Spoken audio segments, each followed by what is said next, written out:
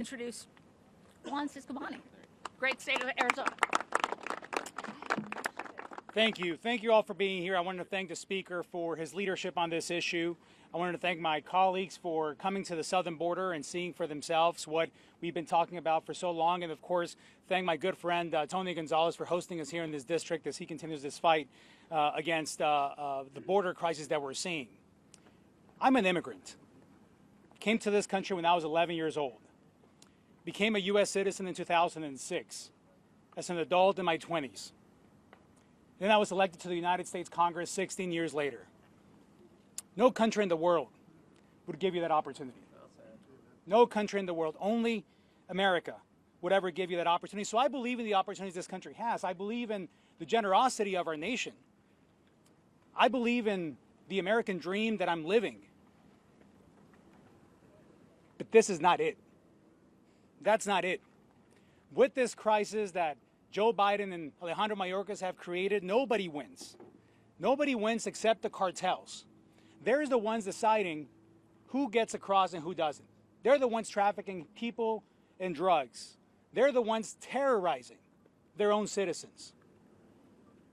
They're the ones that have no regard for human life. The men and women that we met with today, fighting on the front lines for our safety, are doing so with very little to no support from this administration, trying to enforce policies that are at best outdated, at worst designed to fail because they're not working and the right ones are not being enforced. You've heard here today, and we've been saying this for years, that every state has become a border state.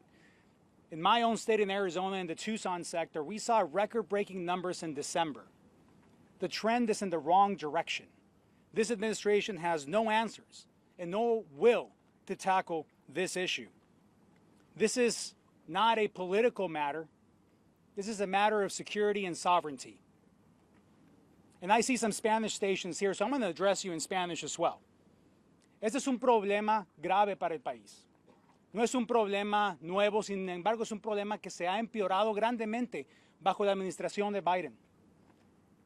Cero credibilidad tiene su administración y sus agentes de su gabinete, que no han podido mover esta situación en el lado positivo de ninguna manera. Necesitamos parar esto y tenemos las herramientas para pararlo, pero el presidente se rehúsa a hacerlo. Como inmigrante, esta no es la solución, lo puedo decir de todo corazón.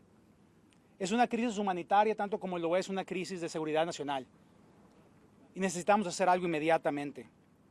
It's important to know that as an immigrant, myself, and I can say that this situation is like with many other families, that it took us over a decade to earn our citizenship. And what the Biden administration has done, they've diluted the effort, the focus, and the sacrifice of so many families that have paid the ultimate price of leaving their country to come here and go through a long, rigorous process to become U.S. citizens and be able to take that oath of citizenship like I did in 2006.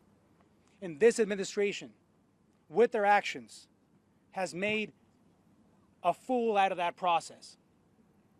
And has spit in the face of so many that have gone through the entire process to one day have the honor of becoming United States citizens. This message transcends culture. This message transcends language.